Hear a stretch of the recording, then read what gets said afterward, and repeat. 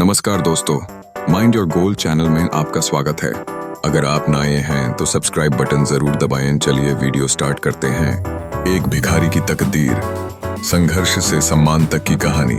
शहर की भीड़भाड़ वाली सड़कों के किनारे एक कोने में बैठा एक बूढ़ा आदमी हाथ फैलाए लोगों से भीख मांग रहा था। उसकी आंखों में उदासी थी, कपड़े फटे हुए थे और चेहरे पर जिंदगी के संघर्षों की गहरी लकीरें थीं। लोग उसे देखते, कुछ पैसे उसकी झोली में डालते और आगे बढ़ जाते। वह आदमी था रघु, जो कभी एक सम्मानित इंसान था, लेकिन परिस्थितियों ने उसे एक भिखारी बना दिया था।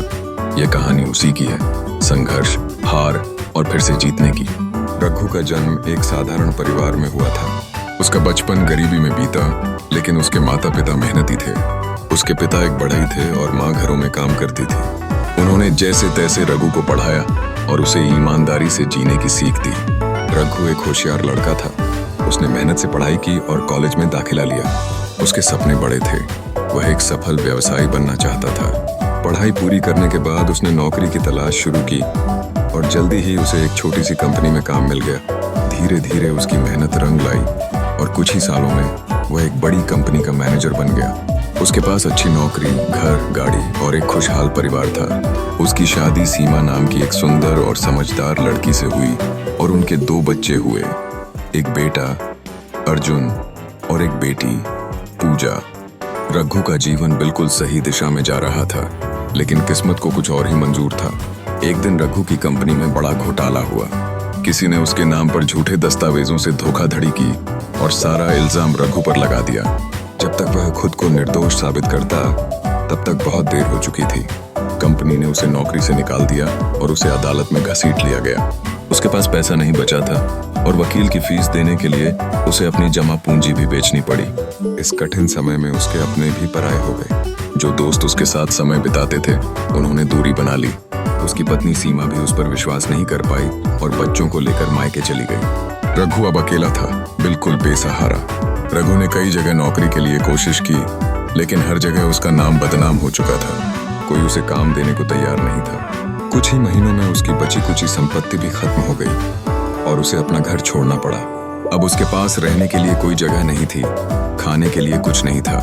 वह सड़कों पर आ गया, जहां पहले उसने कभी कदम भी नहीं रखा था। पहले कुछ दिनों तक उसने कोशिश की कि कोई छोटा मोटा काम मिल जाए, लेकिन जब कुछ नहीं मिला तो उसने मजबूरी में भीख मांगना शुरू कर दिया। उसे याद आया कि वह कभी खुद जरूरतमंदों की मदद किया करता था, लेकिन अब हालात ऐसे थे कि उसे दूसरों के सामने हाथ फैलाना पड़ रहा था। धीरे धीरे वह इस जिंदगी का आदी हो गया। अब उसका दिन एक ही तरीके से बीतता। सुबह से शाम तक मंदिरों, बाजारों और रेलवे स्टेशनों पर बैठकर लोगों से भीख मांगना और रात को फुटपाथ पर सो जाना। रघु ने देखा कि वह बच्चा बहुत ही साधारण कपड़ों में था, लेकिन उसकी आंखों में अपनापन था। चाचा, आप रोज यहाँ बैठते हो ना? हाँ बेटा, रघु ने सिर झुका लिया। आपके पास काम क्यों नहीं है? रघु के पास कोई जवाब नहीं था। उसकी आंखों में आंसू आ गए। बच्चे ने कहा, मेरी माँ कहती है कि कोई भी इंसान हमेशा गरीब नहीं रहता। अगर वह मेहनत करे तो कुछ भी बदल सकता है। रघु को यह सुनकर झटका लगा। क्या उसकी जिंदगी दोबारा संवर सकती है? रघु ने उसी दिन फैसला किया कि वह अपनी किस्मत को फिर से संवारने की कोशिश करेगा। उसने भीख मांगना बंद कर दिया और छोटी मोटी मजदूरी करने की कोशिश की। शुरुआत में लोग उसे काम देने से हिचकिचाए, लेकिन उसने हार नहीं मानी। एक होटल के मालिक ने उसे बर्तन धोने का काम दिया। रघु ने पूरे मन से काम किया। कुछ महीनों में उसने थोड़ा थोड़ा पैसा इकट्ठा कर लिया।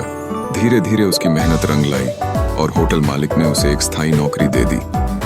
अब उसके पास रहने के लिए एक छोटी सी जगह थी, खाने के लिए खाना था और सबसे बड़ी बात, उसका आत्मसम्मान लौट आया था। रघु ने अपनी बचत से एक छोटी चाय की दुकान खोली। अब वह सिर्फ अपने लिए नहीं, बल्कि उन लोगों के लिए भी काम कर रहा था जो कभी उसकी ही तरह सड़क पर थे।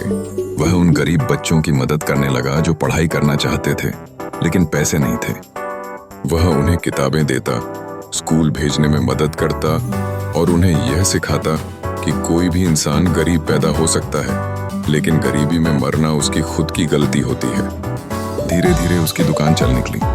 यह उसकी पत्नी सीमा थी। एक दिन उसकी दुकान पर एक महिला आई। उसने रघु को देखा और फूट फूट कर रो पड़ी। मैंने तुम्हें गलत समझा रघु, उसने कहा। रघु ने कोई शिकायत नहीं की। उसने अपने बच्चों को गले लगाया और उन्हें वापस अपने जीवन में शामिल कर लिया। अब वह न सिर्फ एक सफल इंसान था, बल्कि एक प्रेरणा भी था। निष्कर्ष, रघु की कहानी हमें सिखाती है कि हालात कितने भी बुरे क्यों न हो, अगर इंसान हार न माने तो वह फिर से खड़ा हो सकता है। भिखारी बनना उसकी मजबूरी थी, लेकिन मेहनत और आत्मसम्मान से उसने अपनी किस्मत बदल दी। जीवन में गिरना जरूरी है, लेकिन गिरकर उठना उससे भी ज्यादा जरूरी है।